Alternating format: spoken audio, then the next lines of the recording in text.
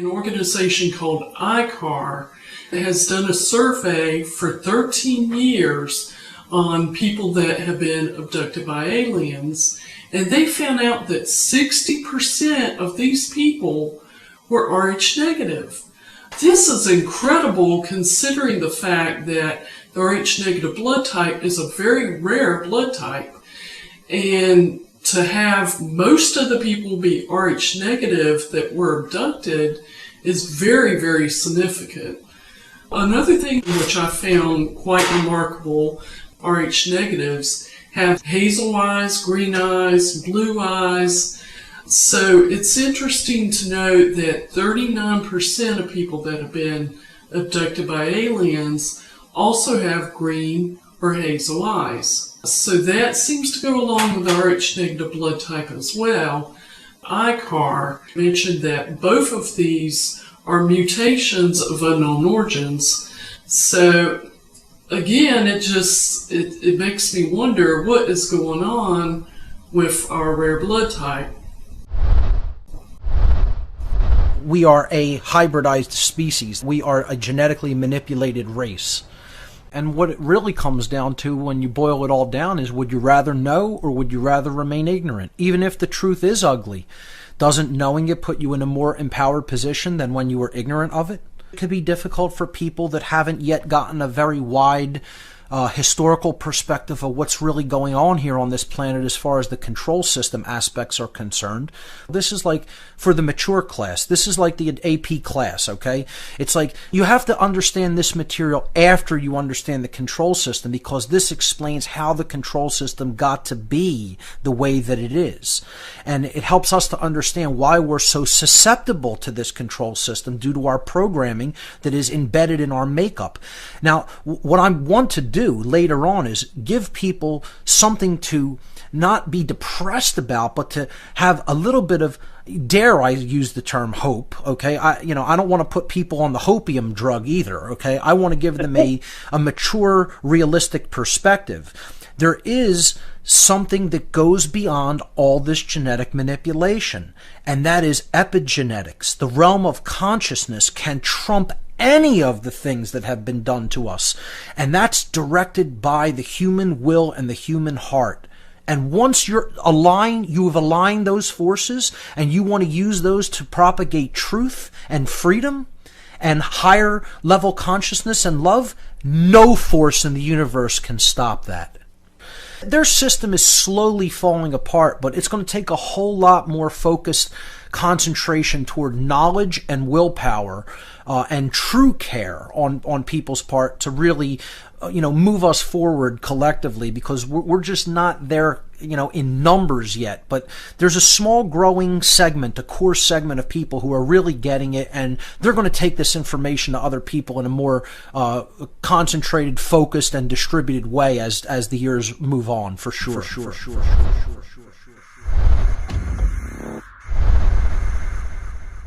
One of the most startling scientific discoveries from the Human Genome Project is that 250 of our 25,000 human genes have no evolutionary basis whatsoever.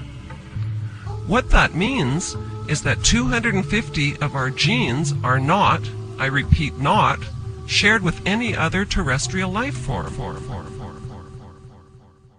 Did you know that 85% of all human beings have a monkey gene?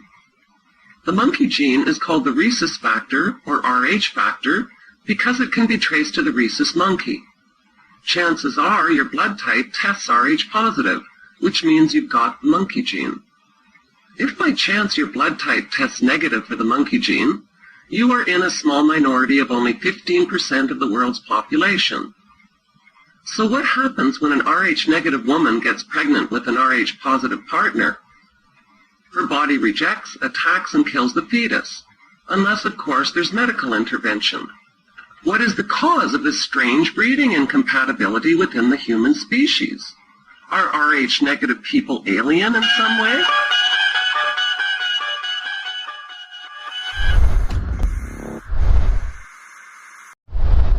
Rh negative people commonly have a higher than average IQ, sensitive vision, a lower body temperature, increased sensitivity to heat and sunlight, They can't receive blood transfusions from Rh-positive donors.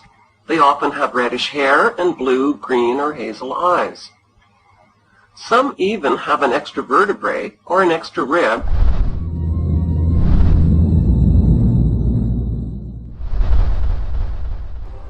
The best place to get answers about who these gods were is from the oldest known records written by the oldest known civilization, the Sumerians, whose culture dates back to 6000 BC. The Sumerians documented the arrival of gods from another world who brought with them advanced knowledge. They called these gods the Anunnaki, which means those who from heaven to earth came. In the 1800s, Sumerian clay tablets were found in present-day Iraq. The tablets clearly identify the name of the god who genetically engineered the human race. His name was Enki, and he's the same god that the Greeks called Poseidon. His symbol was two entwined serpents. The entwined serpents are the double helix of human DNA. This same symbol is used by today's medical profession. Why on earth would the Sumerians and other ancient civilizations make up the same lies about our human origins? The real question that needs answering is why the corporate religions of the world have hidden the truth from us. Zechariah Sitchin is convinced that ancient astronauts lived among the Sumerians. "We look like them," says Sitchin. "They made us through genetic engineering. They jumped the gun on evolution and made us look like them physically and to be like them emotionally." Sitchin goes one step further. He suggests that these gods are ancient astronauts interbred with the human females they created. The Bible's book of Genesis agrees.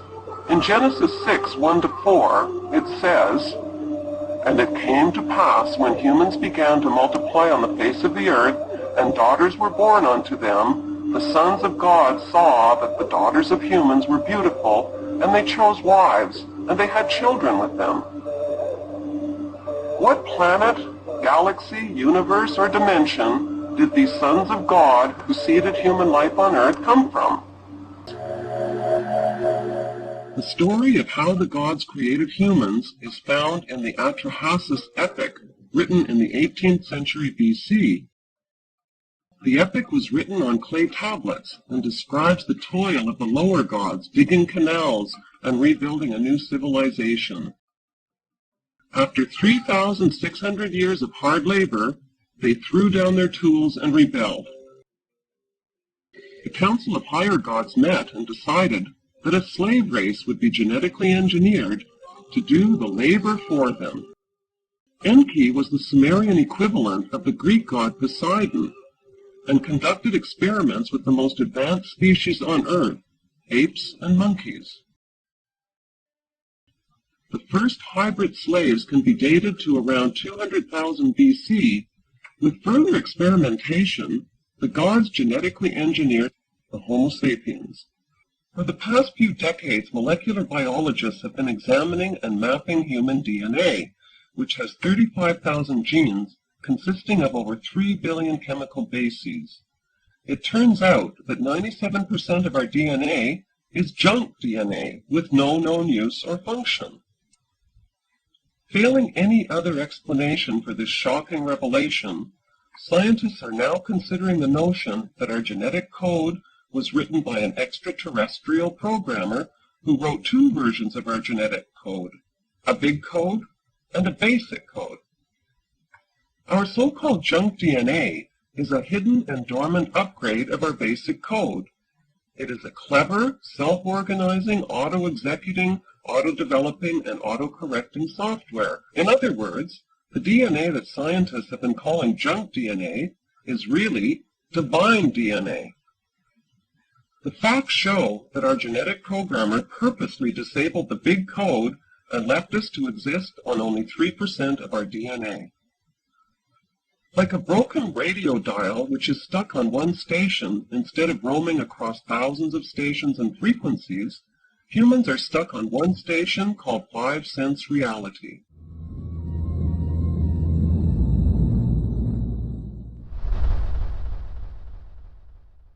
There are about 250 unique human genes that are not found in any lower species. In fact, scientists have not been able to find any evolutionary basis for these genes.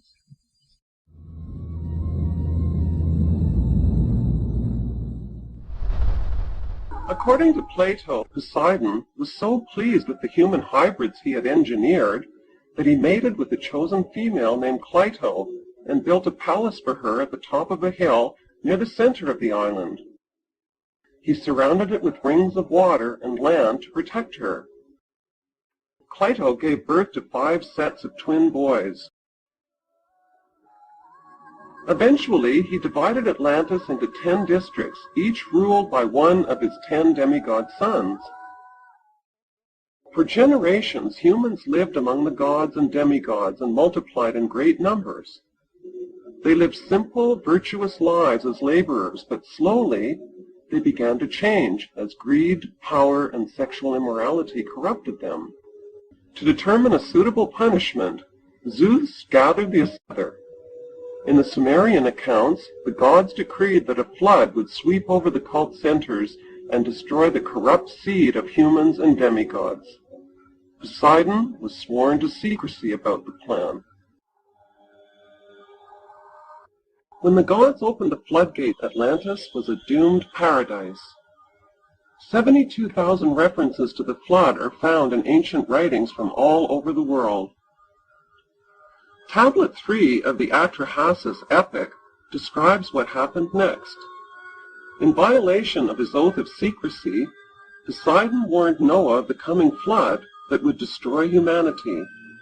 He instructed him to dismantle his house, build a roof on it, and seal the upper and lower deck shut with bitumen.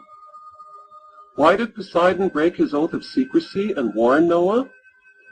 According to Genesis, Noah was 600 years old at the time of the flood, indicating that Noah was a demigod and therefore the offspring of Poseidon.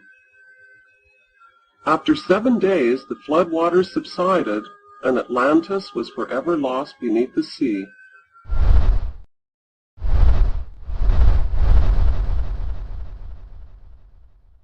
Have you ever wondered why hemophilia is called a royal disease? The disease is caused by mixing the iron-based hemoglobin of humans with the copper-based blood of royals. Since the two don't mix, laws were introduced to ban marriages between royals and commoners. Everyone knows that copper turns bluish-green when it oxidizes, which is why the copper-based blood of royalty is rumored to be blue in color. One doesn't have to look far to find symbols of the divine worship and ancestry of the royal blue bloods. The British royal family's gold carriage features the giant-sized ancestral serpent god Poseidon riding on the back of it, adorned in gold and carrying a trident. It's no coincidence that the trident carried by the serpent god Poseidon is also carried by Satan.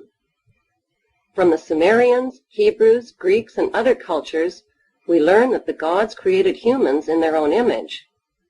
The Hebrew God of the Bible is called Elohim, which means more than one God. He says, "Let us make man in our image after our likeness." What exactly is the image of the gods? One rumor that won't go away is that Queen Elizabeth II is an alien.